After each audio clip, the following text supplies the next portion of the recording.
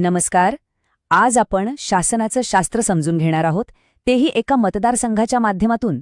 हातकणंगले. चला, या मतदारसंघाच्या राजकीय अर्थशास्त्रात जरा खोलवर जाऊया आणि पाहूया की तिथल्या निकालांमागची खरी कहाणी काय आहे आणि आपल्याला त्यातून काय शिकायला मिळतं. तर हातकणंगले मतदारसंघ हा येतो पश्चिम महाराष्ट्रातल्या कोल्हापूर जिल्ह्यात. आता याची ओळख काय, तर हा एक ग्रामीण, पूर्णपणे शेतीवर अवलंबून असलेला भाग आहे. आणि हो, राजकीय दृष्टीनं ही जागा अनुसूचित जातीसाठी राखीव आहे. हीच ओळख खरं तर इथल्या राजकारणाची सगळी दिशा ठरवते. ठीक आहे, तर या विश्लेषणात आपण काही महत्त्वाच्या टप्प्यांमधून जाणार आहोत. सगळ्यात आधी आपण हातकणंगलेची माती आणि तिथले लोक समजून घेऊ. मग आपण 2024च्या निकालांचा विश्लेषण करू आणि हा जो काही बदल झालाय त्याची कारणं शोधू. गेल्या 15 वर्षांचा निवडणुकीचा पॅटर्न पाहू आणि मग एका प्रभावी शासनाचा आराखडा कसा असावा आणि लोकांच्या जनादेशासाठी काय दूरदृष्टी हवी यावर बोलून आपण समारोप करू. चला तर मग सुरुवात करूया पहिल्या भागापासून. बघा, कुठल्याही मतदारसंघाला समजून घ्यायचं असेल तर आधी तिथली जमीन, तिथले लोक आणि त्यांचं जगणं हे समजून घ्यावं लागतं. हातकणंगलेची अर्थव्यवस्था तर पूर्णपणे शेतीवरच चालते. ऊस, ज्वारी आणि हो, पावसावर अवलंबून असलेली खरीप पिकं हाच तिथल्या लोकांच्या जगण्याचा मुख्य आधार आहे. आणि म्हणूनच साहजिकच इथल्या मतदारांच्या सगळ्या चिंता थेट त्यांच्या शेतीशीच जोडलेल्या आहेत. म्हणजे पाणी वेळेवर मिळणार का, उसाला भाव काय मिळणार आणि तो वेळेवर मिळणार का, हे सगळ्यात महत्त्वाचे मुद्दे आहेत. पण फक्त एवढंच नाही. गावांना जोडणारे रस्ते, पूल, उदाहरणार्थ तो रखडलेला राष्ट्रीय महामार्ग 166 आणि हो, अनुसूचित जातीच्या समाजासाठी शिक्षण आणि नोकरीच्या संधी, या सगळ्यावर लोकांचं खूप बारकाईने लक्ष असतं. आणि इथले मतदार किती जागरूक आहेत हे आपल्याला त्यांच्या मतदानाच्या टक्केवारीवरूनच कळतं, जे जवळपास 70 ते 74% घरात असतं. ओके, तर आता येऊया त्या घटनेकडे जी या संपूर्ण विश्लेषणाच्या केंद्रस्थानी आहे, म्हणजे 2024च्या विधानसभा निवडणुकीचे निकाल. हे आकडे म्हणजे फक्त संख्या नाहीत, तर लोकांच्या भावना आणि त्यांच्या अपेक्षांचं ते एक प्रतिबिंब आहे. या स्लाइडवर तुम्हाला 2024चे निकाल अगदी स्पष्ट दिसतील. जनसुराज्य शक्ती म्हणजे JSS, जे भाजपचे सहयोगी आहेत, त्यांचे उमेदवार अशोकराव माने यांना मिळाली 1,34,191 मतं आणि त्यांच्या विरोधात काँग्रेसचे विद्यमान आमदार राजू आवळे यांना 87,942 मतांवर समाधान मानावं लागलं. म्हणजे हा एक अतिशय स्पष्ट आणि निर्णायक कौल होता. आणि विजयाचा फरक किती होता, तर तब्बल 46,249 मतांचा. हा काही लहान सहान विजय नाहीये, हा एक प्रचंड मोठा विजय आहे. विशेषतः जेव्हा आपण 2019च्या निवडणुकीकडे बघतो, जिथे हारजीत फक्त काही हजारांच्या फरकाने झाली होती, तेव्हा हा बदल किती मोठा आहे हे आपल्या लगेच लक्षात येतं.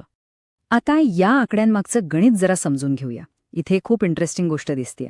2019च्या तुलनेत 2024मध्ये काँग्रेस उमेदवाराच्या मतांची टक्केवारी खरं तर वाढली. 31.6% ती 33.47% झाली, तरीही त्यांचा पराभव झाला. मग असं का झालं? यामागचं मुख्य कारण म्हणजे जनसुराज्य शक्ती पक्षानं शिवसेनेला विरोध करणारी आणि अनुसूचित जातीची मतं मोठ्या प्रमाणात स्वतःकडे खेचून घेतली. त्यामुळे त्यांचा मतांचा वाटा थेट 19.1%वरून 51.08%वर पोहोचला. हे एक स्पष्ट राजकीय ध्रुवीकरण होतं, यात शंका नाही. तर मग हा एवढा मोठा बदल झाला तरी का, याचं विश्लेषण करताना आपण व्यक्तींवर बोलणार नाही, तर त्यामागे ज्या सिस्टम्स, जे प्रवाह काम करत होते त्यावर लक्ष केंद्रित करणार आहोत. कारण राजकारण हे व्यक्तींपेक्षा प्रणालीवरच जास्त चालतं. या बदलामागे साधारणपणे 4 मोठी प्रणालीगत कारणं आपल्याला दिसतात. पहिलं आणि सगळ्यात महत्त्वाचं म्हणजे अनुसूचित जातीच्या मतांचं सतत होणारं स्थलांतर. ही मतं कुण्या एका पक्षाची मक्तेदारी राहिलेली नाहीयेत. दुसरं कारण शेतीची परिस्थिती. 2019मध्ये दुष्काळ होता, लोकांमध्ये नाराजी होती, पण 2024पर्यंत चांगला पाऊस झाल्यानं शेतकऱ्यांच्या चिंता थोड्या कमी झाल्या होत्या, त्यांचे प्राधान्यक्रम बदलले होते. तिसरं विरोधी मतांचं विभाजन. पूर्वीचे आमदार मिंचेकर वेगळे लढल्यामुळे त्यांचं मतांचा टक्का गडगडला आणि त्याचा थेट फायदा एकाच उमेदवाराला झाला. आणि चौथं कारण म्हणजे या मतदारसंघाचा इतिहासच सांगतो की इथले मतदार सहजासहजी विद्यमान आमदाराला पुन्हा निवडून देत नाहीत. अँटी इन्कम्बन्सी फॅक्टर इथे खूप मोठा आहे. इथे एक गोष्ट आपण लक्षात घेतली पाहिजे. जेव्हा आपण या आकड्यांचं विश्लेषण करतो तेव्हा आपण मतदारांना जज करत नाही आहोत. आपण फक्त त्यांच्या निवडी समजून घेण्याचा प्रयत्न करतोय. कारण त्यांची निवड ही एक प्रकारची सामूहिक अभिव्यक्ती आहे. आणि ती कशासाठी असते? तर एका चांगल्या, अधिक सन्मानपूर्ण जीवनाच्या आशेपोटी. मतदानाचा हक्क हा सन्मानानं जगण्याच्या अधिकाराचाच एक भाग आहे. ठीक आहे. आता जरा या मतदारसंघाच्या निर्मितीपासूनचा इतिहास पाहूया. म्हणजे मागच्या 15 वर्षात काय घडलंय, यातून आपल्याला काही ठराविक पॅटर्न्स दिसतात का ते तपासूया. ही स्लाइड खरं तर हातकणंगलेच्या राजकीय अस्थिरतेची पूर्ण कहाणी सांगते. बघा, 2009 मध्ये शिवसेना जिंकली, पण अगदी थोडक्या मतांनी. 2014 मध्ये काय झालं? काँग्रेसची मतं विभागली गेली आणि त्याचा फायदा घेत शिवसेनेनं मोठा विजय मिळवला. 2019 मध्ये काँग्रेसने ही चूक सुधारली, मतं एकत्र केली आणि विजय खेचून आणला. आणि आता 2024 मध्ये भाजपच्या मित्रपक्षानं मतांचं यशस्वी ध्रुवीकरण केलं आणि एकतर्फी विजय मिळवला. म्हणजे प्रत्येक निवडणूक ही पुढच्या निवडणुकीची पायाभरणी करत होती. या 15 वर्षांच्या इतिहासातून आपल्याला एक मोठा धडा मिळतो. तो म्हणजे ह्या मतदारसंघात मतांचं विभाजन हे अत्यंत घातक ठरतं. आणि दुसरी गोष्ट म्हणजे इथले मतदार कुठल्याही एका पक्षाशी बांधलेले नाहीत. ते खूप जागरूक आहेत आणि परिस्थितीनुसार आपला निर्णय बदलतात. थोडक्यात सांगायचं तर अस्थिरता हाच इथला एकमेव स्थिरांक आहे. चला, आतापर्यंत आपण समस्येचं निदान केलं. आता आपण उपायांबद्दल बोलूया. समजा कुठल्याही नेत्याला हातकणंगलेच्या मतदारांचा विश्वास पुन्हा जिंकायचा असेल तर त्यासाठी एक कृतिशील योजना, एक ब्लूप्रिंट काय असू शकतो ते पाहूया. ही आहे एक पंचसूत्री योजना. एक, आपला जो मूळ मतदारसंघ आहे म्हणजे अनुसूचित जातीचा समाज, त्यांच्यापर्यंत थेट त्यांच्या वस्त्यांमध्ये जाऊन पोहोचावं लागेल. 2, शेतकऱ्यांसाठी अन्नदाता सन्मानसारखी एखादी ठोस योजना आणावी लागेल.